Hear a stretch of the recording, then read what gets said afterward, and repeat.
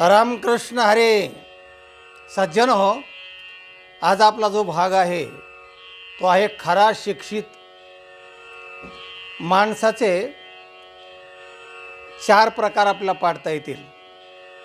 माणूस हा शिक्षणाने समृद्ध होतो, बदलतो, नराचा नारायण होतो. माणसाने माणसासारखं कसं वागावं याचं ज्ञान त्याला शिक्षणामुळे मिळतं. म्हणून आपल्या भारतामध्ये बहुअंशी लोक अशिक्षित आहेत, शिकलेलेच नाही आहेत. वनवासी आहेत, भटके विमुक्त आहेत, काय लोक आहेत, आणि म्हणजे बहुविध लोक जे आहेत अशिक्षित आहेत. तो मोठा प्रवर्ग आहे. दुसरा नंबर आहे शिक्षित लोक, शिकलेले लोक आहेत.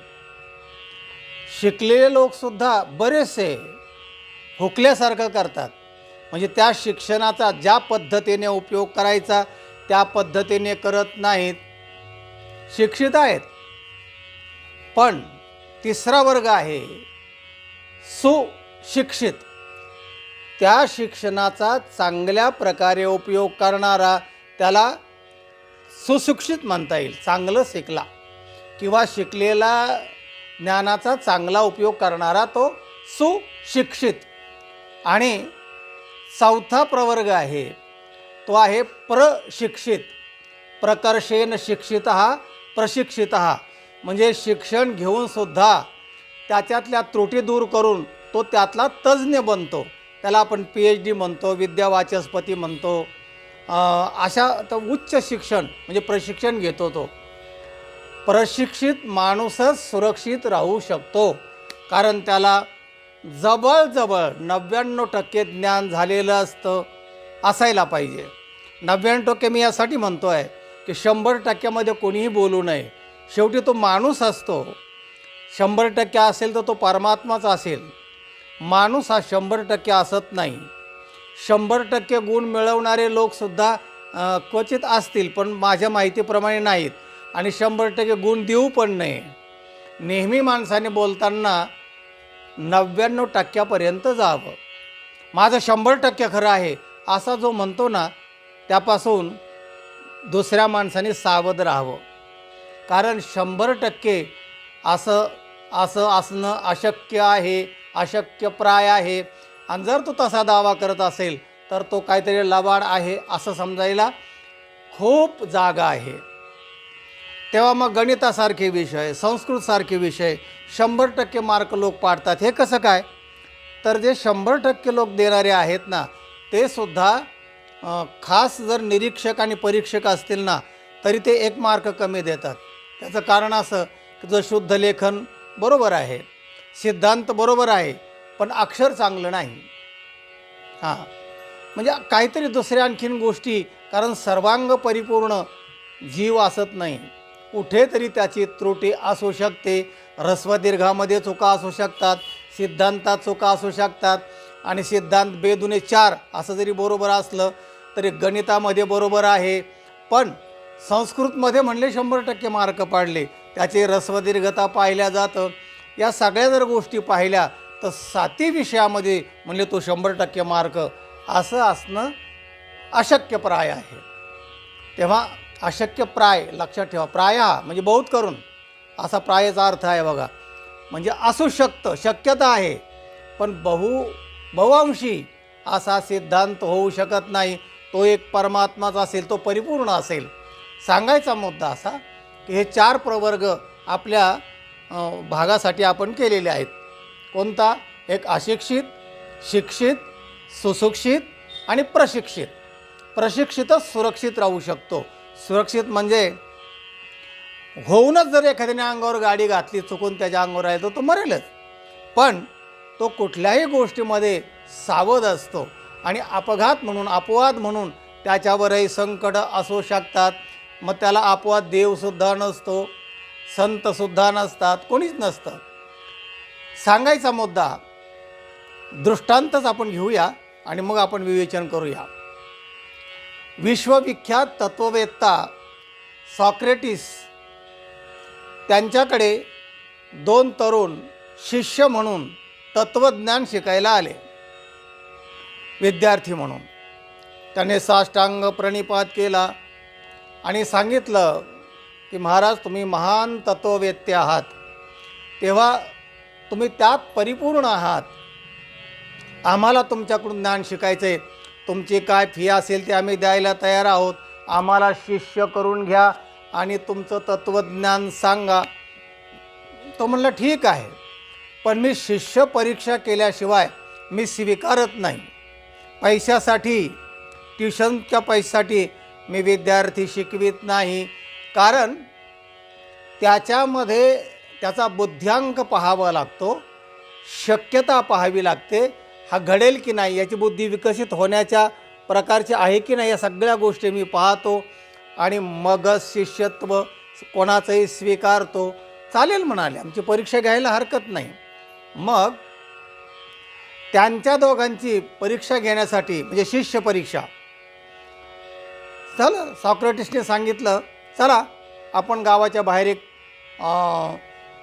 एक दोन सरोवर आहे, तलाव, तिथे जाऊया आणि आपली परीक्षा मी घेतो, म्हणजे इंटरव्ह्यू. ठीक आहे म्हणाले, चला. आणि गेले एका सरोवरावर.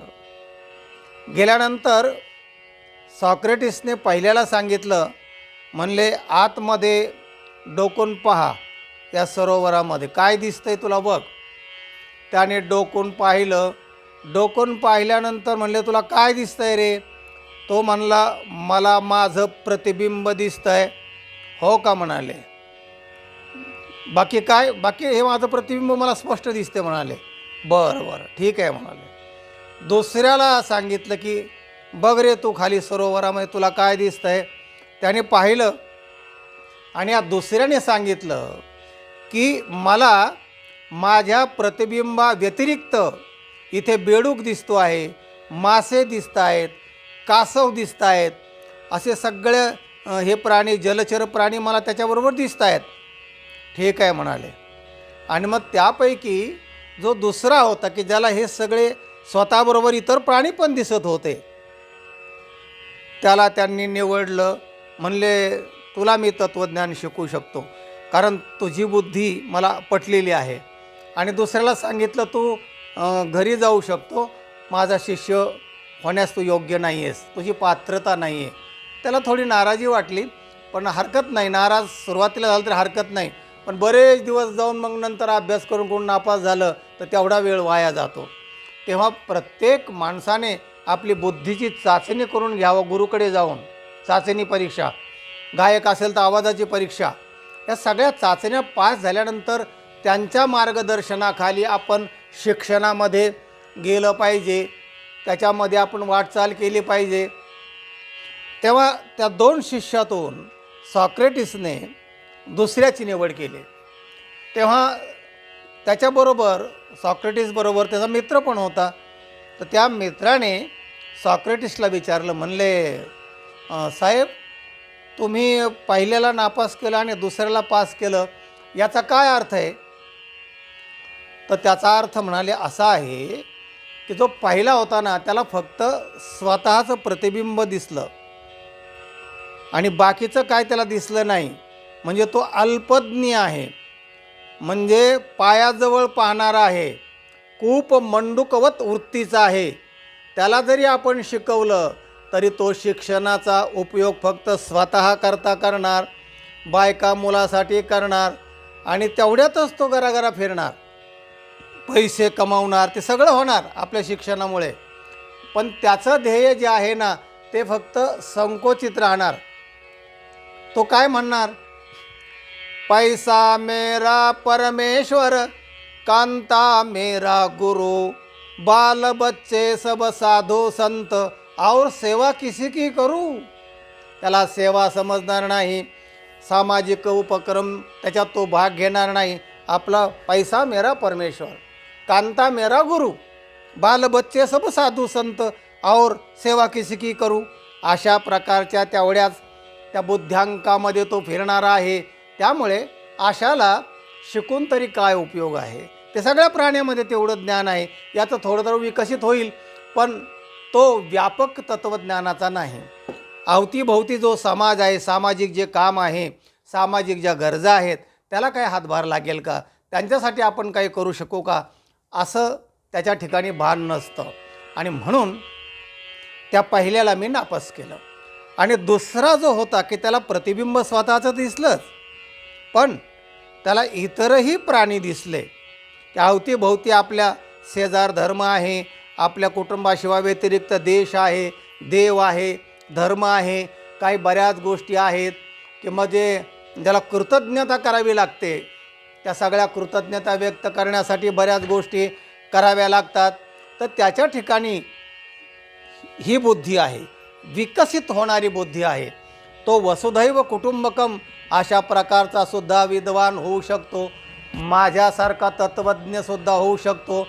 हे विश्वाची माझे घर, आयसी मती जयाची स्थिर, किंबहुना चराचर आपणची झाला.